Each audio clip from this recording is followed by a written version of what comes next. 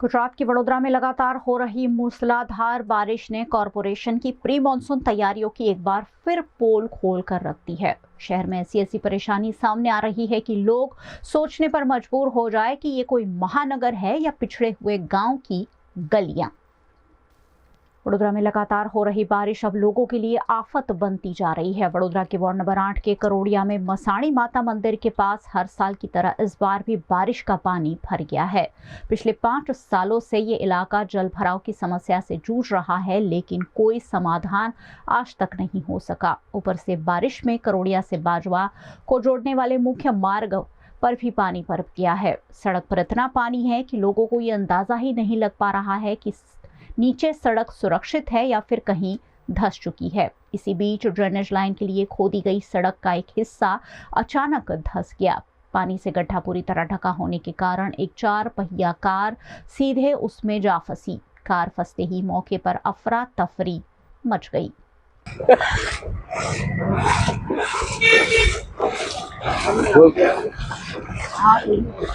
हालांकि स्थानीय लोगों ने बिना समय गंवाए खुद मोर्चा संभाला। लोगों ने पानी से भरे गड्ढे में उतरकर काफी मशक्कत के बाद कार को सुरक्षित बाहर निकाला।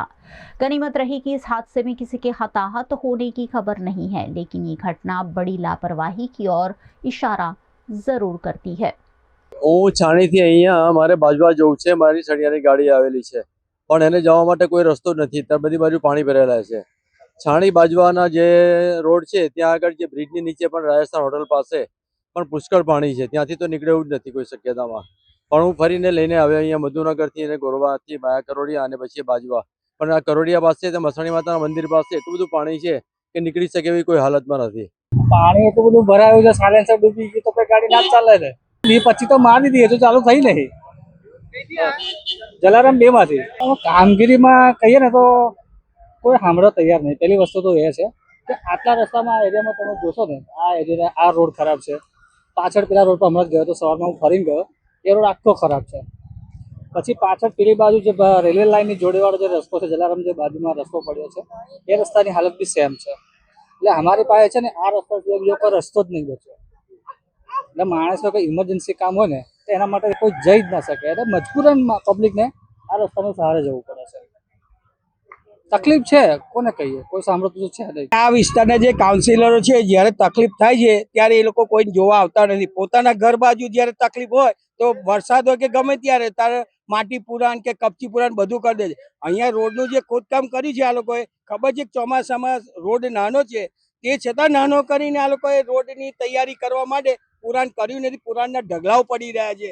પણ જો એમને તકલીફ હોય તો રાતોરાત કરાવી દે છે. અને આ પાણીની તકલીફ છેલ્લા 6-7 વર્ષથી એવું છે કે બાજવાથી નીકળીને છેક મધુનગર સુધી કોઈ જઈ શકે એમ નથી, કોઈ જોવા આવતું નથી. ખાલી વોટ હોય ત્યારે આવી જાય છે, વાહ વાહ કરે છે. બાકી કોઈ અત્યારે કોઈ કાઉન્સિલર આ વિસ્તારની, બીજું કે આ લોકો જયારે વરસાદ પડે ને ત્યારે પુરાણ કંઈક કરવા નીકળે, ખાડા કોરું હોય ત્યારે નીકળતા જ નથી. અને ક્યાં નાખી દે માલ મટીરિયલ ખબર જ પડતી નથી. પણ એમને કોઈ ખબર નથી કે આપણે શું કરું શું નહીં. અત્યારે કેટલી ગાડીઓ પડી છે, અત્યારે જો બધાને ઓફિસે જવાનું, બધાના ગાડી બંધ પડીને પડ્યા છે. અત્યારે કોઈ જોવા વાળું છે નહીં. બસ ખાલી આવે એટલે રોડ ઉપર માટી કરીને કોઈ બિલ્ડર કે આ જગ્યાએ ખાડો છે તઈ પુરાણ કરી લે, પછી હરે કોઈ શું કરે તો કપચી પુરાણ જેને એન્ટ્રી કરો ને બિલ્ડરની જગ્યા ત્યાં નાખી દે છે. આજુબાજુ અહીંયા તમે જોશો તો 3-4 ફૂટના ખાડા કરી લીધા સાઈડમાં. મારી પોતાની ગાડી અત્યારે ઉતરી ગઈ ખાડાની અંદર.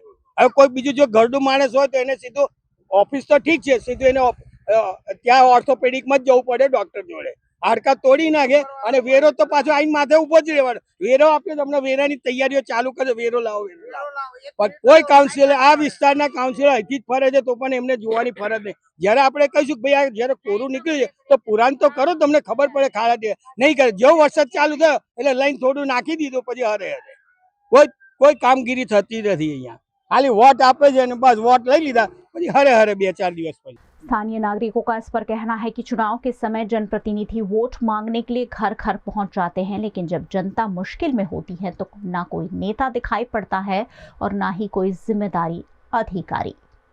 કરોડિયાના પાણીની જવાની આવવાની બધાની તકલીફ છે અમારે આગળ. વર્ષોથી આવું ના આવું રોડ બી હરકો નહીં, કઈ સુવિધા નહીં, પાણીનો કોઈ નિકાલ જ નહીં. વોટ લેવા હોય તો જલ્દી આવી જાય, હાથ જોડીને પછી કોઈ જોવાય નહીં, ભરવાય નહીં, કશું જ નહીં, આવતું જ નહીં આ બાજુ.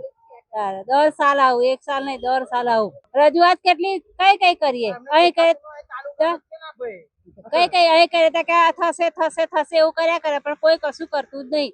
જોવા જ નહીં આવતા ને આ 2 દિવસ કોઈ ભરવાય નહીં, અહીં જોવાય નહીં આવ્યું આ બાજુ. શું આ ભાજપ કોઈ નિકાલ નહીં લાવતો, શું કહેવાનું? બોલો, વોટ આવે, વોટ લેવાનો હોય તો બધા હાથ જોડી જોડીને આવે છે. કઈ જનતાનું શું તકલીફ છે કોઈ પૂછવા આવે છે? અહીંયા કરોડિયાની તકલીફ પહેલેથી જ છે અને કોઈ કશું કરતું નહીં. અત્યારે જ્યારે એમને જ્યારે જરૂર હોય ત્યારે ભીખ માંગવા વોટ લેવા આવી જાય. આ ભાજપ સરકાર એટલી બધી એ હદ સુધી કરી રહી છે. હવે અત્યારે બધાને અત્યારે જે નહીં માનો ખાડા ખોદી નાખ્યા, બરાબર, આખો રોડ ખાડાવાળો છે. કોઈ પડશે તો કોની જિમ્મેદારી હશે? એ ભાજપ જોવાનો હે? કશું નહીં, નુકસાન કોનું થશે? એ તો હાથ લાગે, એ તો આરામથી બેઠા છે એમના એના અંદર એસી રૂમમાં બેઠા છે અને પ્રજાનું શું થાય એ કશું નહીં. પણ બધાનું જ આવું કરે છે આ રહો. વોટિંગ માટે તો પેલા કૂતરાને પેટ લાડ દતરાવતા આવશે. તમે રોડ દેખશો ને તો અહીંયાથી આખો ખોદેલો જ ચાકો ખાવો, અને એમને એવું નહીં દેખાતું કે આ રોડ પૂરી છે, વરસાદની સિઝન છે, બરાબર છે. અને આ રીતનું તમે નોટિસો પહેલા આલી દેશે બધાને, આ હટાવવાનું પેલું હટાવવાનું, પણ જે કરવાનું એ કરો ને પેલા. સરકાર પાસે તમારે વેરા લેવાના હતા તાત્કાલિક, બિલો કાપવાના છે તે તાત્કાલિક લઈ લેશે, પણ જે કરવાનું છે ઘર વેરા, પાણી વેરા બધું લેશો, સફાઈ વેરા બધું લેશો, પણ આ કઈ કરો છો કામ? એવું તો કોઈને દેખાતું નહીં. પ્રજાને હિત માટે કશું નહીં કરતી, પોતાના ખિસ્સા ભરવા માટે કરે છે.